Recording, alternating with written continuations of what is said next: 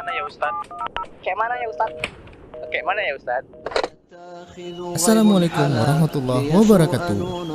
Apa kabarnya nih keluarga muslim? Semoga selalu diberikan kesehatan sekeluarga dan diberi kemudahan segala urusannya. Alhamdulillah, kita ketemu lagi nih kawan-kawan di program kesayangan kita. Masih di Kemyu. Kayak mana ya Ustadz? Nah, kali ini kita masih berada di kota Medan. Dan kita sudah menerima pertanyaan dari beberapa warga Medan. Kira-kira pada mau tanya apa aja ya sama Ustadz? Ya udah yuk kita langsung saja ke pertanyaan pertama. Tetap di Kemyu. Kayak mana ya Ustadz?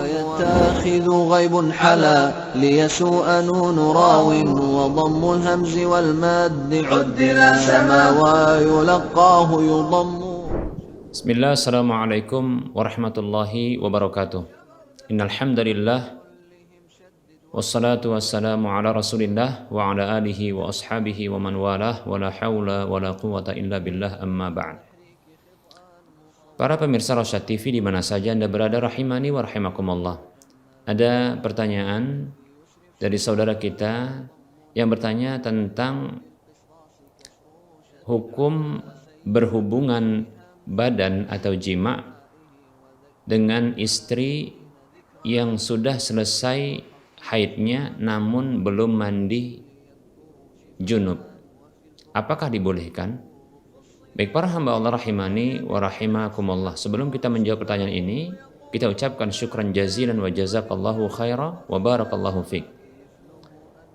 Para ulama mereka berbeda pendapat tentang permasalahan ini. Jumhur ulama diantaranya adalah ulama-ulama madhab Maliki, madhab Syafi'i, dan madhab Hambali. Mereka berpendapat bahwa tidak boleh berhubungan badan setelah selesai dari haid atau nifas kecuali setelah mandi junub. Ini pendapat yang pertama. Kemudian pendapat yang kedua adalah pendapat ulama-ulama mazhab Hanafi yang mereka berpendapat bahwa boleh untuk berhubungan badan setelah terputusnya darah haid di mayoritas dari masa haid tersebut. Apabila telah terputusnya darah haid di mayoritas dari masa haid tersebut, maka dibolehkan menurut ulama-ulama mazhab Hanafi. Kemudian ada pendapat yang mirip dengan ini, yaitu pendapat dari Ibnu Hazm rahimahullahu ta'ala yang berpendapat bahwa boleh berhubungan badan dengan seorang wanita atau istri yang sudah terputus darah haidnya. Dan apabila telah melakukan bentuk pembersihan seperti contohnya mencuci kemaluan atau bertayamum, maka sudah cukup baginya untuk bisa berhubungan badan dengan suaminya atau suaminya menggauli istrinya tanpa harus mandi untuk mengangkat hadas besarnya. Baik para hamba Allah rahimani wa rahimakumullah. Ini perbedaan pendapat yang ada di kalangan para ulama. Pendapat yang kuat dan pendapat yang paling benar adalah pendapat jumhur ulama. Karena sesungguhnya pendapat ini adalah pendapat mayoritas dari ulama-ulama dari kalangan sahabat radhiyallahu anhum ajma'in seperti Umar bin Al-Khattab radhiyallahu anhu, Utsman, Ali, Abdullah bin Mas'ud radhiyallahu anhum ajma'in, dan para sahabat yang lainnya. Dan tentunya ini didasarkan kepada dalil dalam surah Al-Baqarah ayat 222 yang Allah Subhanahu wa taala berfirman, a'udzu billahi minasyaitonir rajim, wa yas'alunaka 'anil mahid qul huwa adam fa'tazilun nisaa fil mahid wa la taqrabuhunna hatta yatahurn fa idza tatahharna fa'tuhunna min haitsu amarakumullah innallaha yuhibbut tawwabin wa yuhibbul mutatahhirin. Allah Subhanahu wa taala berfirman yang artinya, dan mereka bertanya kepadamu wahai Muhammad sallallahu alaihi wasallam tentang haid itu, maka katakan itu adalah kotoran, maka jauhilah wanita itu pada tempat haidnya, dan janganlah kalian mendekati atau mendatangi mereka, yaitu para istri yang haid itu, sampai mereka suci.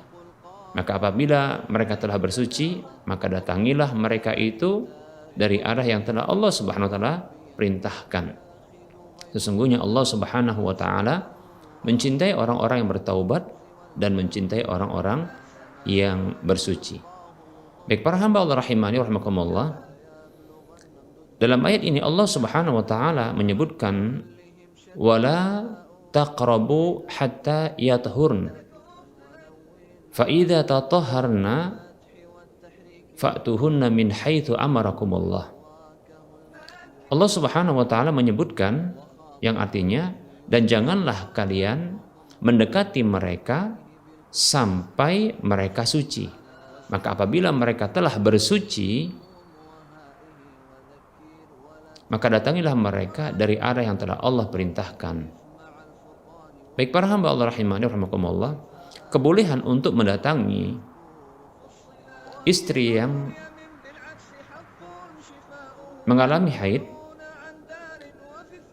adalah setelah melakukan atau setelah adanya dua bentuk bersuci. Allah mengatakan wala taqrabuhunna hatta yatahurna. Ini bersuci yang pertama. Dan janganlah kalian mendekati mereka, yaitu para istri yang haid itu, sampai mereka suci. Ini suci yang pertama. Lalu Allah mengatakan fa idza tatahharna, maka apabila mereka telah bersuci, nah ini adalah bentuk suci yang kedua, fa'tuhunna min haitsu amarakumullah. Maka barulah Allah SWT bolehkan dengan memerintahkan, maka datangilah mereka, gaulilah mereka dari arah yang telah Allah perintahkan. Menunjukkan bahwa Allah Subhanahu wa taala membolehkan untuk berhubungan badan dengan seorang istri yang mengalami haid apabila telah mengalami dua bentuk bersuci.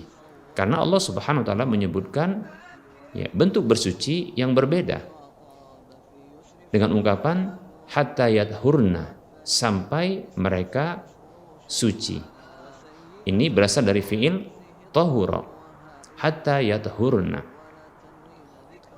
Adapun bentuk bersuci yang kedua, Allah menggunakan fa idza tatahharna, yaitu dari kata tatahhara. Ini bentuk bersuci yang berbeda dengan yang pertama.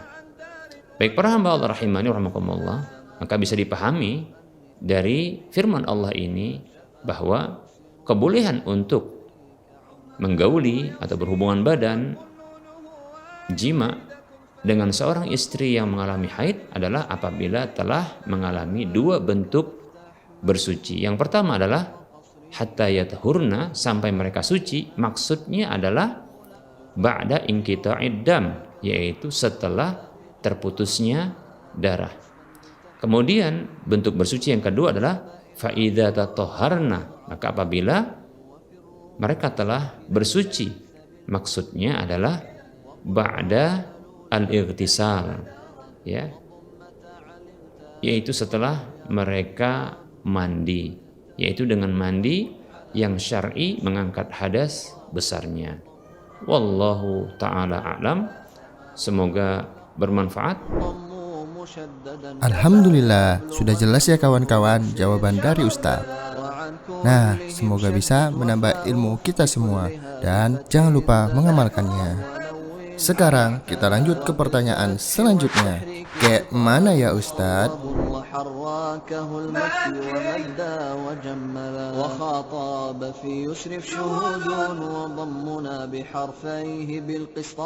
Alhamdulillahi rabbil alamin.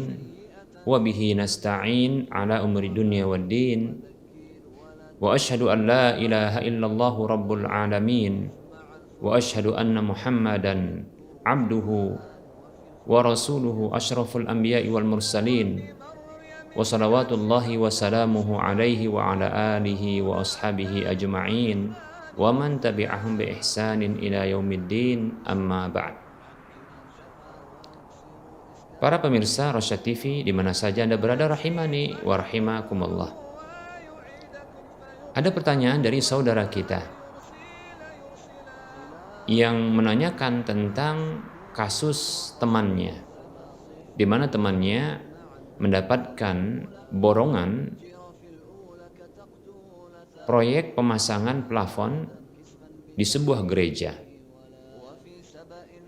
Apakah boleh menerima proyek tersebut? Apa hukumnya? Baik para hamba Allah rahimani wa rahmakumullah.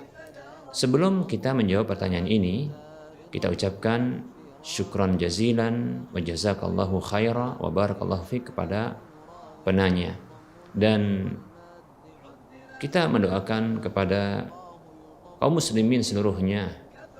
Kita mendoakan kepada Allah Subhanahu wa taala teruntuk seluruh kaum muslimin agar Allah Subhanahu wa taala memberikan kepada mereka rezeki yang halal lagi baik. Baik para hamba Allah rahimani wa rahimakumullah.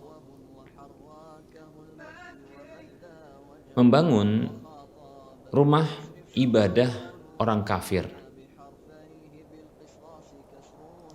atau memasang pernak-pernik dari rumah ibadah tersebut, yang dengan pernak-pernik ini akan menjadikan indahnya rumah ibadah tersebut, semakin mewahnya dan semakin nyamannya orang-orang untuk beribadah di rumah ibadah tersebut. Maka ini tentunya merupakan bentuk membantu dalam peribadahan mereka, walaupun tidak secara langsung, namun membuat nyaman,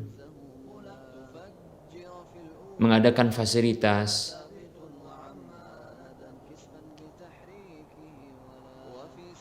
mengadakan dukungan, sehingga orang lain akan merasa nyaman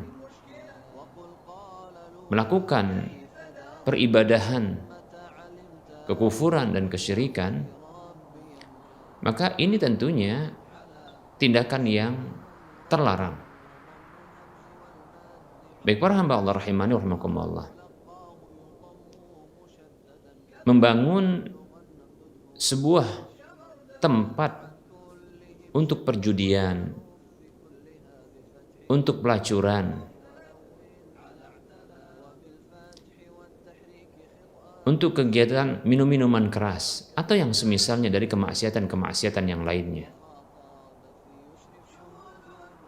Mengadakan fasilitas-fasilitas yang akan membuat nyaman kemaksiatan-kemaksiatan tersebut atau orang-orang yang ada di sekitarnya untuk melakukan kemaksiatan tersebut.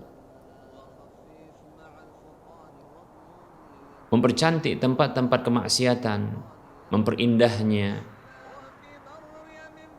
dan mendapatkan bayaran dari upaya atau pekerjaan tersebut, maka ini saja terlarang. Padahal ini hanya sekedar kemaksiatan, yang tentunya ini merupakan dosa besar. Lalu bagaimana ketika sebuah proyek diarahkan untuk membangun rumah ibadah atau membuat nyaman, membuat indah, mempercantik rumah ibadah tersebut, memasang fasilitas-fasilitas yang akan menjadikan nyaman orang-orang di dalamnya untuk melakukan kesyirikan dan kekufuran, maka tentunya larangannya lebih besar. Bahkan ini merupakan bentuk dukungan untuk sebuah kekufuran dan kesyirikan. Baik para hamba Allah rahimani rahimakumullah, tentunya ini diharamkan. Bahkan lebih besar dosanya ketimbang membangun, membuat fasilitas yang dengannya sebuah kemaksiatan ini semakin nyaman untuk dilakukan, untuk diberlangsungkan. Baik para hamba Allah rahimani wa rahimakumullah, ketahuilah sesungguhnya apapun bentuk dukungan, apapun bentuk bantuan untuk sebuah kedurhakaan, pelanggaran di dalam syariat kita, dalam agama kita, maka sesungguhnya hal itu dilarang oleh Allah Subhanahu wa taala.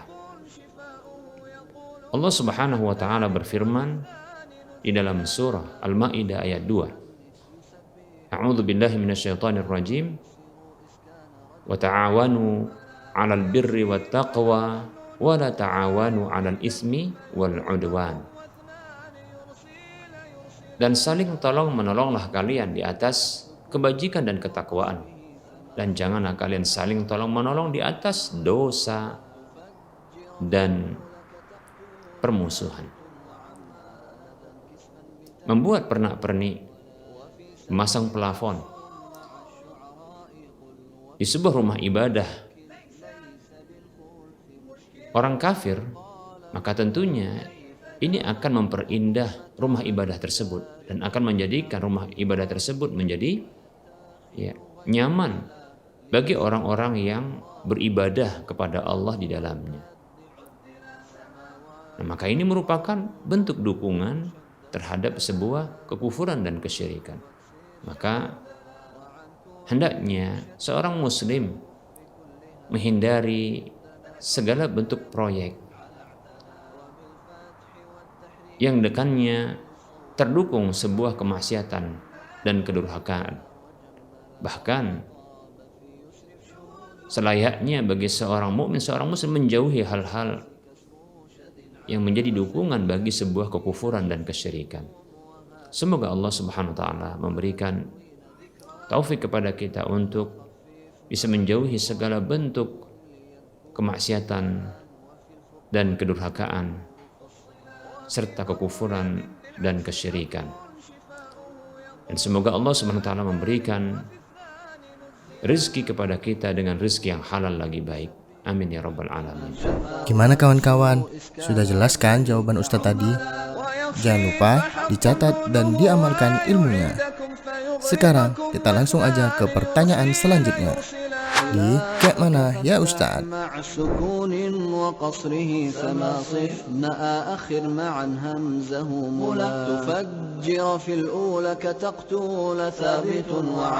Alhamdulillahi rabbil alamin.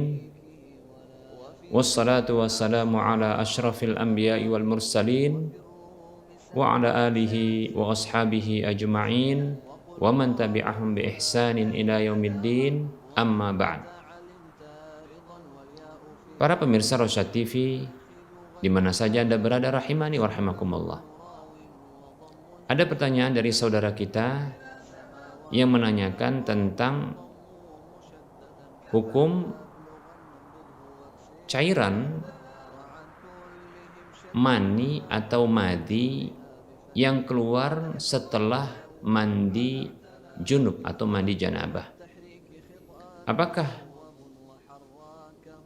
itu mengharuskan kondisinya berhadas besar kembali?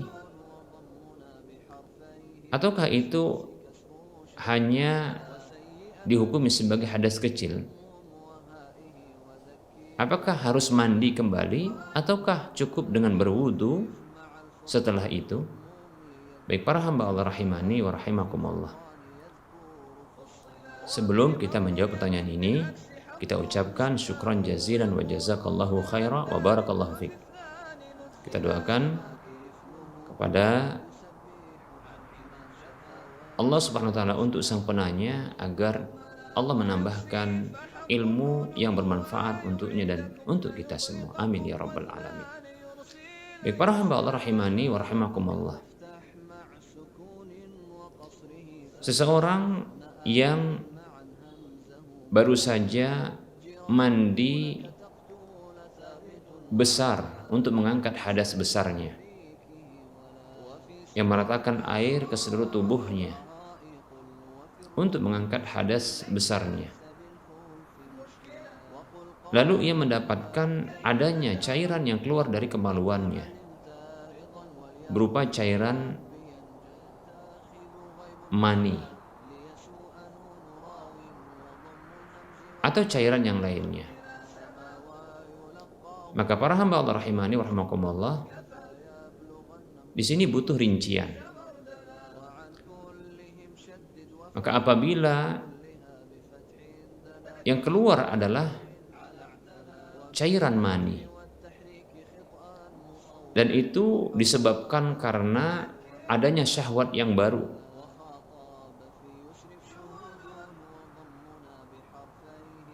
baik itu dia melihat pasangan syar'inya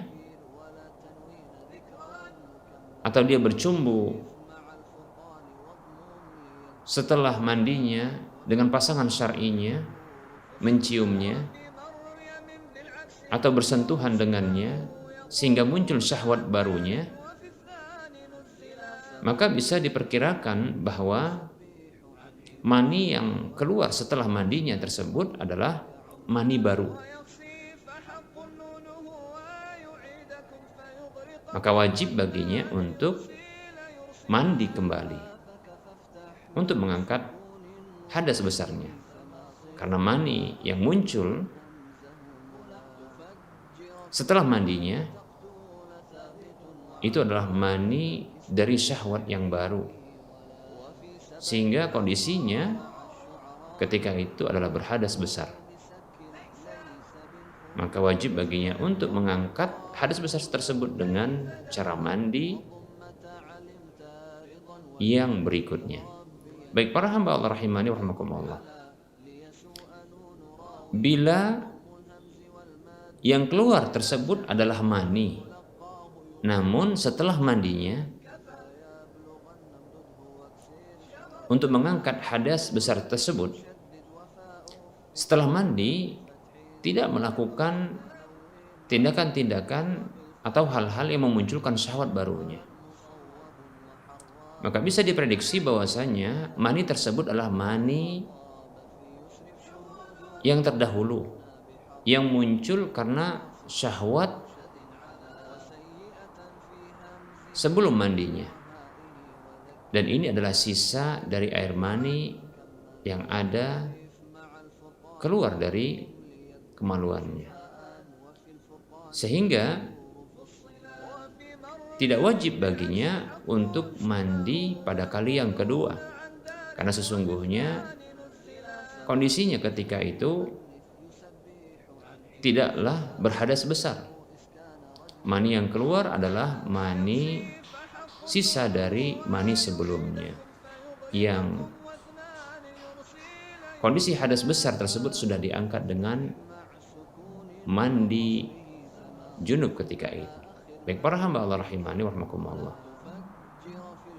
hanya saja dengan keluarnya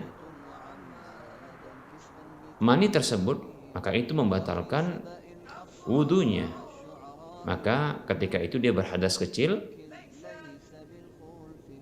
karena mani tersebut adalah mani sisa, dan sesuatu yang keluar dari kemaluan ini membatalkan wudu, sehingga untuk sholat wajib baginya untuk berwudu ketika dia hendak sholat. Demikian pula disamakan dengan itu apabila yang keluar adalah madhi atau air seni setelah mandinya. Hanya saja wajib baginya untuk mencuci kemaluan terlebih dahulu, karena sesuatu yang keluar itu adalah najis. Kemudian setelah itu dia berwudu untuk mengangkat hadas kecilnya. Karena Rasulullah SAW bersabda dalam sebuah hadis yang diriwayatkan oleh Imam Bukhari dan Muslim dari sahabat Abu Hurairah radhiyallahu anhu, Rasulullah SAW bersabda, "La tuqbalu salatu man ahdasa hatta yatawadda'a." Tidak diterima salat orang yang berhadas, maksudnya adalah berhadas kecil, sampai ia berwudu. Maka untuk orang yang setelah mandinya, itu mandi junubnya, keluar mani yang itu adalah sisa mani sebelumnya, atau keluar madhi atau air seni, maka cukup dicuci kemaluannya, kemudian wajib baginya untuk berwudu ketika hendak sholatnya. Semoga apa yang disampaikan ini bermanfaat. Wassallallahu ala Muhammad wa ala alihi wa ashabihi ajma'in. Walhamdulillahirabbil alamin. Wassalamualaikum warahmatullahi wabarakatuh. Bagi kamu yang mempunyai pertanyaan perihal agama, silahkan kirim video pertanyaan kamu menggunakan HP atau kamera ke nomor WhatsApp 0822 8888 6630 atau kirim ke email kami rasyad.tv@gmail.com dengan format isi video, nama, alamat, dan pertanyaan yang akan kamu tanyakan. Ayo, kirim pertanyaan kamu dan tunggu jawabannya di Cameo. Kayak mana ya Ustadz? Alhamdulillah, kita telah sampai di pertanyaan terakhir hari ini. Nah, semoga apa yang disampaikan Ustadz tadi bisa menambah ilmu agama kita semua. Ingat ya kawan-kawan, menuntut ilmu agama itu wajib loh atas setiap muslim. Dan terima kasih telah menyaksikan episode Cameo kali ini. Insya Allah, sampai jumpa lagi di episode Cameo berikutnya. Assalamualaikum warahmatullahi wabarakatuh.